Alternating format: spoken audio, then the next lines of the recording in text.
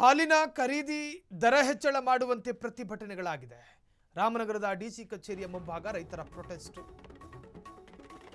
ಹಾಲಿನ ಖರೀದಿ ದರ ಹೆಚ್ಚಳ ಮಾಡುವಂತೆ ಪ್ರತಿಭಟನೆ. ರಾಮನಗರದ ಡಿಸಿ ಕಚೇರಿ ಮುಂಭಾಗ ರೈತರ ಪ್ರೊಟೆಸ್ಟ್. ಜಿಲ್ಲಾ ಹಾಲು ಉತ್ಪಾದಕರು ರೈತರಿಂದ ಭಾರಿ ಪ್ರತಿಭಟನೆ ಆಗಿರುವಂತಹದ್ದು. ಖರೀದಿ ದರ ಲೀಟರ್ಗೆ 10 ರೂಪಾಯಿ ಹೆಚ್ಚು ಮಾಡಬೇಕು ಅಂತ ಹೇಳಿ ಆಗ್ರಹ.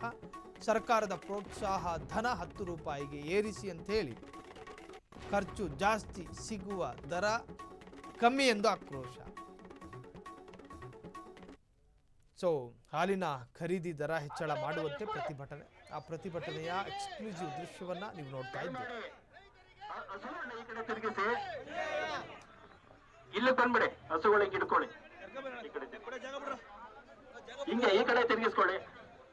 ನೀವು ಕೂತ್ಕೊಂಡ್ಬಿಡಿ, ನಮ್ ರೈತರು ದಯಮಾಡಿ ಕೂತ್ಕೊಳ್ಳಿ, ಹಸುಗಳಿಗೆ ಜಾಗ ಬಿಡಿ, ದಯಮಾಡಿ ಹಸುಗಳನ್ನ ಈ ಕಡೆ ತಿರುಗಿಸಿ. ಹಸುಗಳು ಅಷ್ಟೇ ಅವನು ಜವಾಬ್ದಾರಿ ಮಾಡ್ಬೇಕು, ಕೆಲಸ ಮಾಡ್ಬೇಕು, ಹುಲ್ಲು ಅಷ್ಟೇ ಹಾಕ್ಬೇಕು, ಏನ್ ಕಡಿಮೆ ಹುಲ್ಲು ತಿಂತ. ಬನ್ನಿ ಮುಂದಕ್ಕೆ ಬನ್ನಿ, ಗಾಡಿ ಮುಂದಕ್ಕೆ ಬನ್ನಿ, ಈ ಕಡೆ ತಿರುಗಿಸ್ಕೊಳ್ಳಿ, ಆ ಕಡೆ ಈ ಕಡೆ ನಿಲ್ಸ್ಕೊಳ್ಳಿ.